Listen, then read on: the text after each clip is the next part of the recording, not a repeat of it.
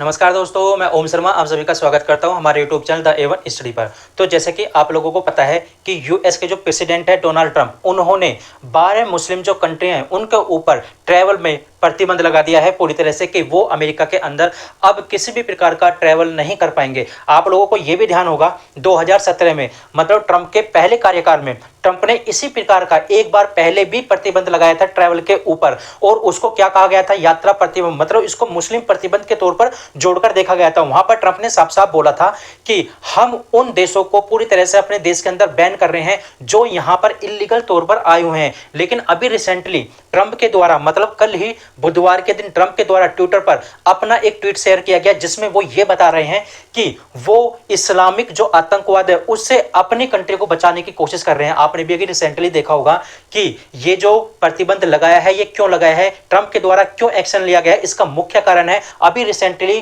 Colorado के अंदर यानी अमेरिका के अंदर इजरायली नागरिकों को पूरी तरह से मार दिया गया था। मतलब आप ये सोच सकते हो इजरायली को वहां पर निशाना बनाया जा रहा है। अब जिनको निशाना बनाया गया था वो तो अब इस दुनिया में नहीं रहे, लेकिन अब ट्रंप ने साफ साफ सोच लिया है कि वो किसी भी कीमत पर ऐसे जो यहां पर इलीगल तौर पर आए हुए हैं, दंगा फसाद करते हैं, आतंकवाद को बढ़ावा देते हैं, उनको पूरी तरह से बैन कर दिया जाएगा। और ट्रंप के द्वारा लगभग 13 जो मुस्लिम कंट्री हैं उनको बैन कर दिया गया है। आप सबसे पहले ट्रंप का वो बयान सुनिए जिसमें ट्रंप के द्वारा ये ट्वीट किया गया था। The recent terror attack in Boulder, Colorado has underscored the extreme dangers posed to our country by the entry of foreign nationals who are not properly vetted, as well as those who come here as temporary visitors and overstay their visas. We don't want them.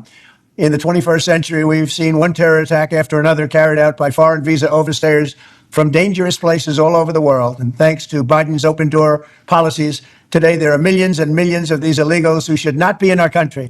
In my first term, my powerful travel restrictions were one of our most successful policies, and they were a key part of preventing major foreign terror attacks on American soil.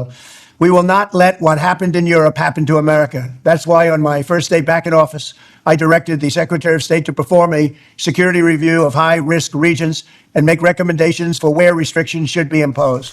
तो आपने ये video सुनी, लेकिन अब यहां पर सोचने वाली बात ये है कि ये जो प्रतिबंध लगाया है ये दो प्रकार से प्रतिबंध है। देखा जाए एक तो टेम्परेरी प्रतिबंध मान सकते हो आप इसको, और दूसरे इसको परमानेंट मान सकते हो। मतलब एक इनिशियल मान सकते हो, एक इसको परमानेंट मान सकते हो। अब देखा जाए इसमें यह भी बात बोली गई है कि यह संशोधित भी हो सकता है, मतलब इसमें और भी कंट्री अभी ऐड होंगी। लेकिन अभी रिसेंटली किन किन देशों के ऊपर यह प्रतिबंध लगा है, आप सबसे पहले इनके वो नाम देखिए। इसमें म्यांमार आता है, अफगानिस्तान आता है, लीबिया आता है, ईरान आता है, सोमालिया आता है, सूडान आता है, यमन आता है, मतलब बहुत सारी कंट्री हैं जो इसमें आती हैं। वहीं दूसरी तरफ देखें जो इनिशियल तौर पर प्रतिबंध लगा है वे कौन कौन से देश हैं, इसमें क्यूबा आता है, लाओस आता है, तुर्कमेनिस्तान आता है, वेनेजुला आता है। मतलब इसमें ये जो कंट्री है इनिशियल रूप से ये पूरी तरह से अभी बैन नहीं है, लेकिन ये बताया जा रहा है कि इनको भी बैन किया जा सकता है। जिन 7 देशों पर यह आंशिक रूप से प्रतिबंध लगा है, मतलब जो आंशिक रूप से प्रतिबंध लगा है वे 7 देश हैं।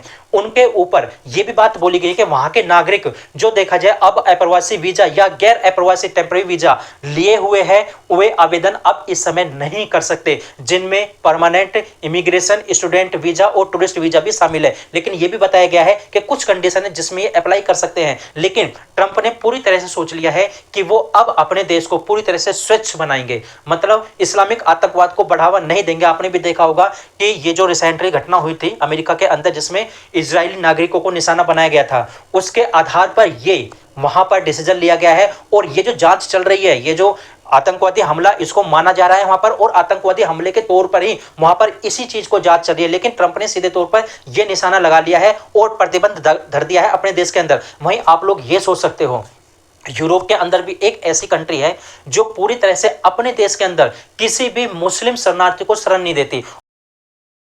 मैं तो यही मानूंगा कि पूरे विश्व में सबसे देखा जाए सबसे सुरक्षित कंट्री वही है जिसका नाम है पोलैंड। पोलैंड के लीडर वहां पर क्या बोल रहे हैं आप सबसे पहले इस चीज को सुनिए। Migrantów. Tak, jest Polską bez nielegalnych migrantów. Jest Polską, w której zamiast ośrodków integracji są ośrodki deportacji dla tych, którzy chcą zniszczyć nasze bezpieczeństwo. तो आपने ये वीडियो सुनी, तो आप यहां पर सोच सकते हो, यहां के लीडर साफ साफ ये बात बोल रहे हैं कि हम किसी भी मुस्लिम कंट्री के शरणार्थी को अपने देश के अंदर शरण नहीं देंगे। ये कोई धर्मशाला नहीं है कि शरणार्थी यहां पर आए, डिटेंशन सेंटर के अंदर रहें और उसको बाद में डिपोर्ट किया जाए। हम ऐसा नहीं करेंगे। आप सोच सकते हो कि वहां पर एक भी आतंकवादी घटना नहीं होती। वो तो साफ साफ बोलते हैं कि हम इस्लामिक आतंकवाद को अपने यहां पर बढ़ावा नहीं देंगे। आपने भी अभी रिसेंटली देखा होगा फ्रांस के अंदर क्या हुआ था, वहां की सड़कों को जला दिया गया था, वहां की कारों को मतलब नागरिकों को वहां पर मारा गया था। मतलब वे भी सुरक्षित नहीं है पूरी तरह से। लेकिन पोलैंड इस समय यूरोप के बीचों बीच में आते हुए पूरी तरह से सुरक्षित है, क्योंकि उसने साफ साफ बोल दिया है कि वो इस्लामिक आतंकवाद को यानी किसी भी शरणार्थी को यहां पर बढ़ावा नहीं देंगे, उसको नहीं आने देंगे। हालांकि देखा जाए यूरोपियन यूनियन ने भी उसके ऊपर दबाव बनाया था इस चीज के लिए कि आप भी सेकुलर हो जाओ, मतलब उनको आने दो।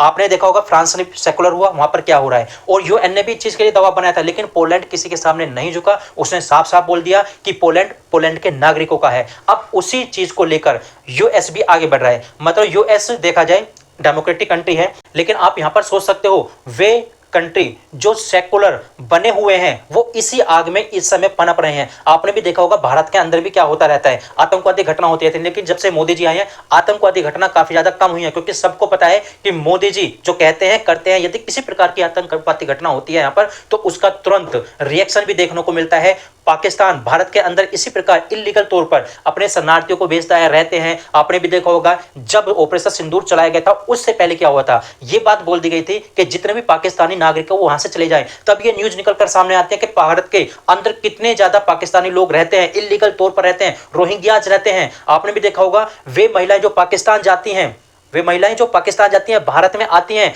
भारत में बच्चा पैदा करती हैं, लेकिन उनके पिता कहां पर रहते हैं, पाकिस्तान के अंदर। यह बहुत बड़ी बात है सोचने वाली। लेकिन अब यूएस ने साफ साफ बोल दिया है कि वो अब किसी को बख्शने वाला नहीं है। आपने भी देखा होगा भी रिसेंटली क्या होता है, एक एसएमएस, केवल एक एसएमएस किया गया था और लगभग 2200 शरणार्थियों को वहां पर पकड़ लिया गया था। आप ये चीज देखते हो, ऊपर देख सकते हो ये हेडिंग, वहां पर 2200 लोगों को पकड़ा गया था जो इलीगल तौर पर यहां पर रहे हैं। लेकिन इससे देखा जाए डिसीजन जो लिया गया है ट्रंप के द्वारा, इससे बहुत लोग प्रभावित भी होंगे, और ये जो लोग प्रभावित होंगे इसमें मोस्टली तौर पर स्टूडेंट्स देखे जा रहे हैं। क्यों देखे जा रहे हैं, क्योंकि वहां पर अमेरिका के अंदर पूरे वर्ल्ड से स्टूडेंट वहां पर पढ़ने के लिए आते हैं, अफ्रीका से भी बहुत लोग आते हैं। आप सोच सकते हो वे भी इस चीज से प्रभावित होंगे, लेकिन उनके लिए कोई ना कोई देखा जाए वहां पर पाबंदी में छूट दी जाएगी। और ये जो ट्रंप द्वारा डिसीजन लिया गया है ये अभी रिसेंटली ही लागू होने वाला है। कब से, 9 जून 2025 से ये लागू हो जाएगा। मतलब इतनी जल्दी डिसीजन लिया गया और इसको तुरंत इंप्लीमेंट भी कर दिया जा रहा है। तो फिलहाल हमारे पास यही अपडेट है कि यूएस के द्वारा ये जो डिसीजन लिया गया है, देखा जाए ये अमेरिकी नागरिकों के हित में ही समझा जा सकता है, क्योंकि अमेरिका के अंदर देखा जाए इस प्रकार की जो घटना हो रही है वास्तव में निंदनीय है। ये देखा जाए भारत में भी ये घटना होती है, ये भी निंदनीय होती है, लेकिन देखा जाए इस प्रकार के डिसीजन भारत को भी लेने चाहिए। हालांकि भारत ने लिया कि जितने भी इलीगल तौर पर रह रहे हैं पाकिस्तानी रोहिंग्या उनको बाहर निकालो, लेकिन भारत में जो डिसीजन लिए जाते हैं वो स्टार्टिंग में तो इंप्लीमेंट होते हैं, लेकिन धीरे धीरे देखा जाए वो गड्ढे में पहुंचते दिख रहे हैं। आपने भी देखा होगा कि जब गृह मंत्रालय की तरफ से ये डिसीजन लिया गया था कि जितने भी इलीगल तौर पर पाकिस्तानी है, रोहिंग्या जो उनको यहां से बाहर निकालो, उसके बाद स्टार्टिंग में क्या होता है, स्टार्टिंग में बड़ी तेजी के साथ ये लागू की जाती है इस बातों को, लेकिन बाद में अब धीरे धीरे दबा दी जा रही है। मतलब अब सब सुख शांत है पूरी तरह से। तो फिलहाल हमारे पास सही अपडेट है कि अमेरिका ने अपना देश के हित के लिए सही डिसीजन लिया है। तो फिलहाल हमारे पास ये अपडेट है। आप लोग कैसे लगे जरूर बताना, लाइक सब्सक्राइब करना बिल्कुल मत भूलना। Thank you.